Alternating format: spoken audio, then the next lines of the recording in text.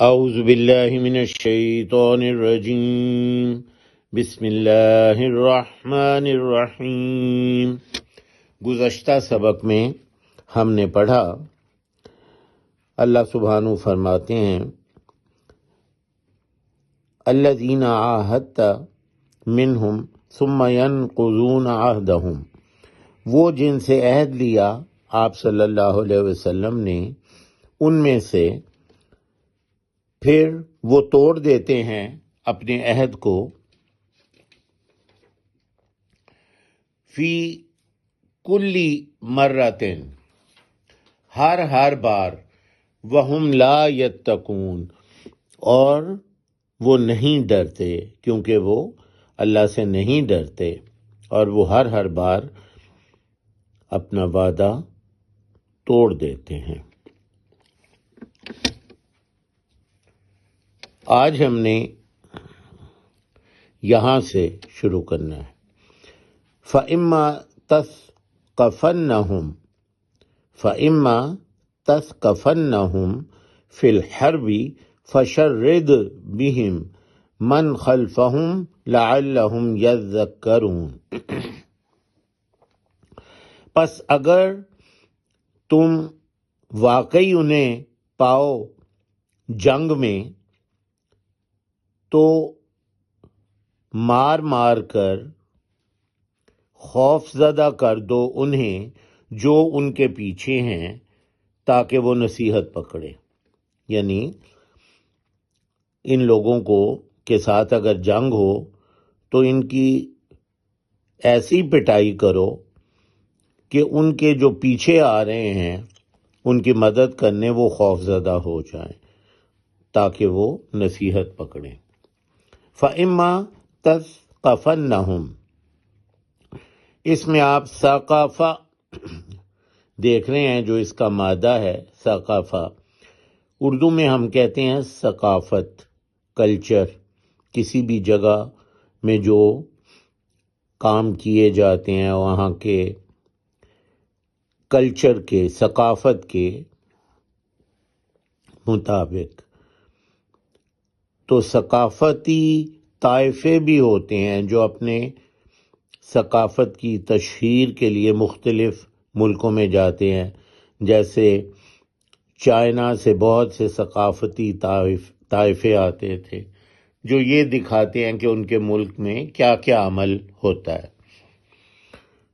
تو کسی جگہ پہ کسی ثقافت کا ہونا یا پایا جانا، اس کا ایک مطلب ہے کہ کسی چیز کا پایا جانا، کسی عمل کا، کسی رسم کا پایا جانا۔ تو ثقافہ پانا، یہ نون ثقیلہ ہے۔ فَإِمَّا تَثْقَفَنَّهُمْ، پس اگر تم واقعی پاؤ انہیں، فی الحرب، حرب کہتے ہیں جنگ کو، متحارب گروپس جن کے درمیان جنگ ہو رہی ہو، متحارب اردو میں استعمال ہوتا ہے، حربی سامان۔ تو فی الحرب، جنگ میں اگر تم انہیں پاؤ، فشرد بہم، تو مار کر انہیں خوف زدہ کر دو، من خلفہم، جو ان کے پیچھے ہیں، یعنی ان کی ایسی پٹائی کرو کہ جو ان کے پیچھے آ رہے ہیں وہ بھی خوف زدہ ہو جائیں۔ شرد یہ اردو میں استعمال نہیں ہوتا، لہٰذا یہ گرے کلر میں ہے۔ خلیفہ کون ہوتا ہے؟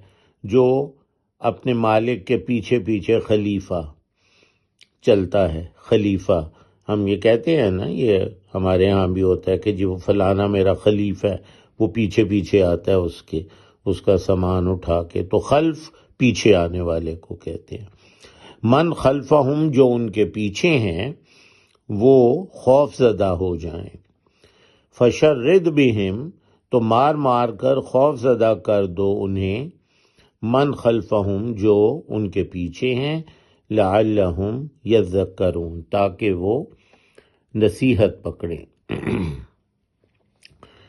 ذکر، ذکر کسی کو یاد کرنا بھی ہوتا ہے اور نصیحت پکڑنا بھی اس کا ایک مطلب ہوتا ہے۔ اردو میں نصیحت پکڑنا عام طور پہ نہیں ہوتا، لیکن ذکر، تذکرہ یہ استعمال ہوتا ہے، تو نصیحت پکڑیں تاکہ وہ وَإِمَّا تَخَافَنَّ مِنْ قَوْمٍ خِيَانَةً فَانبِذْ إِلَيْهِمْ عَلَى سَوَاءٍ، اور اگر آپ یقیناً خائف ہوں، خوف زدہ ہوں، یہ نون ثقیلہ، من قومن کسی قوم سے، خیانتاً اس کی غداری، بدعہدی۔ خیانت کیا ہوتا ہے جی؟ کسی کا وعدہ کسی سے توڑ دینا، کوئی معاہدہ ہو اسے توڑ دینا۔ وَإِمَّا اور اگر تخافن آپ خائف ہوں، خوف زدہ ہوں، خافہ خوف سے، من قومن کسی قوم سے، من سے جیسے من جانب کسی کی جانب سے، خیانتاً اس قوم کی خیانت کہ وہ بدعہدی کرے گی، غداری کرے گی، فَانبِذْ إِلَيْهِمْ تو پھینک دیں ان کی طرف۔ یہ نبذہ پھینک دینا، گرے کلر میں اردو میں استعمال نہیں ہوتا۔ فَانبِذْ إِلَيْهِمْ تو پھینک دیں ان کی طرف، الہ طرف، جیسے رجوع اللہ، اللہ کی طرف رجوع کرو، تو فَانبِذْ إِلَيْهِمْ پھینک دیں ان کی طرف، عَلَى سَوَاءٍ مساوی طور پر، الہ کہتے ہیں پر کو، جیسے الہ ھذا القیاس، اس قیاس پر، سواء سواء علی سواء تو یہ سوا جو ہے یہ مساوی سے ہے، برابر، سواء مساوی یا برابر۔ جس طرح انہوں نے بعد عہدی کی ہے اسی طرح آپ ان کو پھینک دیں ان کی طرف ان کا عہد۔ سبحان اللہ۔